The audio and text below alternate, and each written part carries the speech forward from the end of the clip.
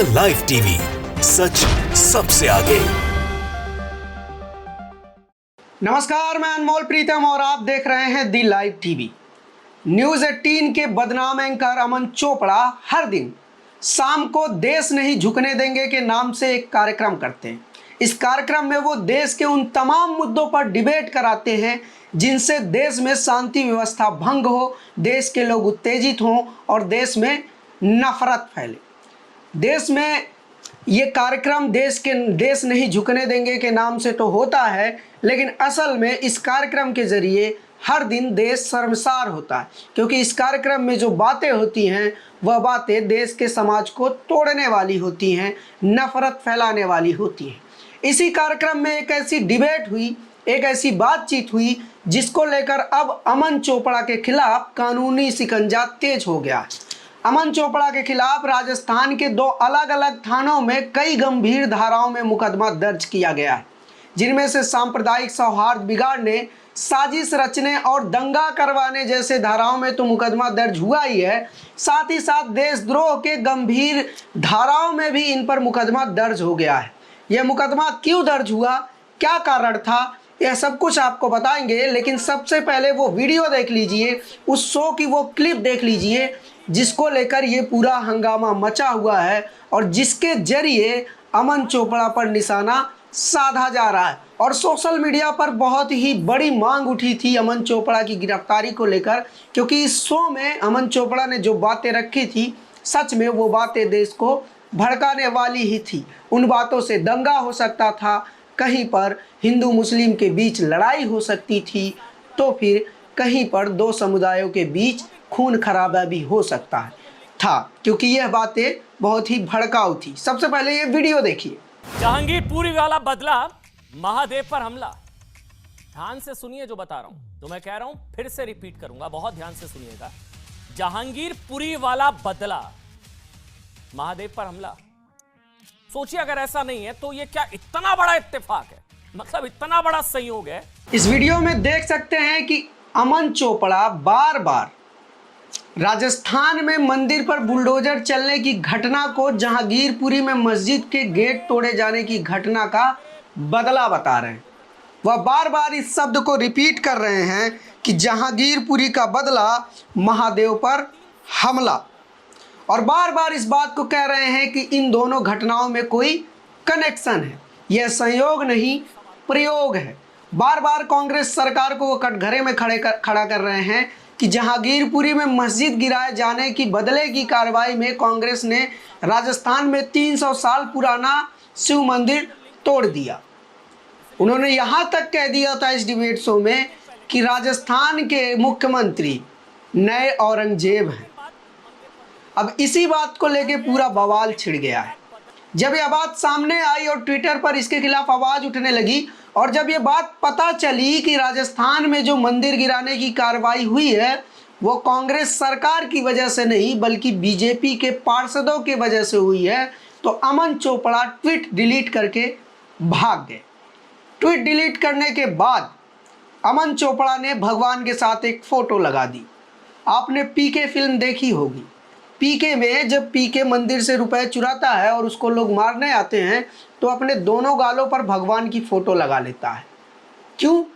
क्योंकि अगर कोई उसको मारना चाहेगा तो वो अपना गाल आगे करेगा, उसको भगवान दिखेंगे तो वो उसको नहीं मारेगा। सेम यही निंजा टेक्निक अमन चोपड़ा ने भी आजमाई। पहले तो उन्हें गलत तथ्यों के आधार पर उसने देश में दंगा भड़काने की कोशिश की, कुछ ऐसी बातें बोली जो कहीं से भी सही नहीं थी। अब चूंकि उसको पता चल गया कि वो तथ्यात्मक रूप से गलत है, उसके खिलाफ कार्रवाई हो सकती है, तो उसने अगला ट्वीट डाल दिया भगवान के साथ फोटो की। सेम पीके मूवी का निंजा टेक्निक अपना लिया है अमन चोपड़ा ने। लेकिन क्या इससे कार्रवाई रुक जाएगी? क्या इससे जो बातें अमन चोपड़ा ने बोली, उन बातों का जो असर हुआ वो कम हो जाएगा?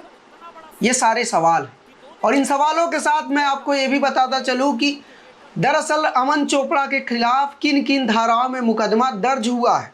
मैं आपको बताता चलूँ कि अमन चोपड़ा के खिलाफ धारा 153, 295, 295A, 120B, 124A और धारा 67 के तहत राजस्थान के बूंदी और डूंगरपुर में FIR दर्ज हुआ है। इस FIR की कहानी क्या है, इसके पीछे की वजह क्या है, वो आप समझ रहे होंगे कि अमन चोपड़ा ने जो कहा था वो बात तथ्यात्मक रूप से गलत थी। कैसे गलत थी ये भी मैं आपको बता दूं। दरअसल ये जो मंदिर को तोड़ने की कार्रवाई हुई है ये राजस्थान के अलवर ज़िले में हुई है।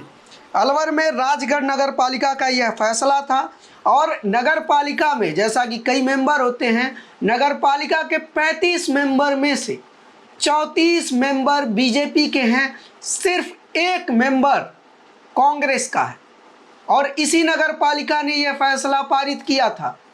और सिर्फ मंदिर तोड़े जाने की बात नहीं थी, कुल 32 अतिक्रमण हटाने की बात, कुल 35 अतिक्रमण हटाने की बात हुई थी, जिसमें से 32 मकान थे और 3 मंदिर थे। और यह फैसला आज का नहीं, पिछले साल का है। और यह फैसला नगर निगम ने लिया था जिसमें बीजेपी का बहुमत है। 35 में से 34 सदस्य बीजेपी के हैं और इसके चेयरमैन सतीश दोहारिया भी बीजेपी के हैं। यानी कि यह फैसला बीजेपी के पार्षदों द्वारा लिया गया था, सर्वसम्मति से पास हुआ था। इसमें सरकार का कोई रोल नहीं था, मुख्यमंत्री ने इस फैसले को नहीं लिया था। लेकिन अमन चोपड़ा इस फैसले की बिना पड़ताल किए, बिना तथ्यों की जांच किए सीधे कांग्रेस पर हमलावर हो गए। ऐसा लग रहा था जैसे अमन चोपड़ा जानबूझकर कांग्रेस को कटघरे में खड़ा करना चाहते हैं और शिव मंदिर तोड़ने का दोषी बताने के साथ साथ मस्जिद का बदला लेने वाला मुख्यमंत्री भी अशोक गहलोत को बताने की कोशिश कर रहे हैं।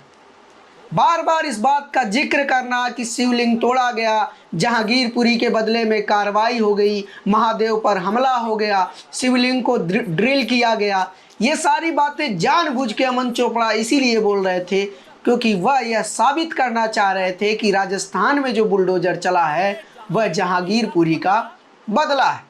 लेकिन जैसे ही यह तथ्य सामने आया कि इसमें सरकार का नहीं बल्कि पार्षदों का रोल है, नगर निगम का रोल है और नगर निगम में बहुमत बीजेपी का है, यानी कि यह फैसला बीजेपी के तरफ से पारित हुआ है, तैसे ही अमन चोपड़ा ट्वीट डिलीट करके भाग गए। अब चूंकि केस दर्ज हो गया है, लोग यह भी कह रहे हैं कि कहीं इनका भी वही हाल ना हो जाए जो अर्नब गोस्वामी का उद्धव ठाकरे ने किया था। देखने वाली बात होगी कि अमन चोपड़ा इस तरह के गलत तथ्यों के आधार पर देश में नफरत फैलाने वाली बातें करना बंद कर देंगे या फिर जारी रखेंगे। पुलिस क्या कार्रवाई करती है, अमन चोपड़ा जेल जाते हैं या नहीं, उनको कितनी सज़ा होती है, इन सारी बातों पर हम लगातार अपडेट देते रहेंगे। आप देखते रहिए द लाइव टीवी। शुक्रिया। द लाइव टीवी, सच सबसे आगे।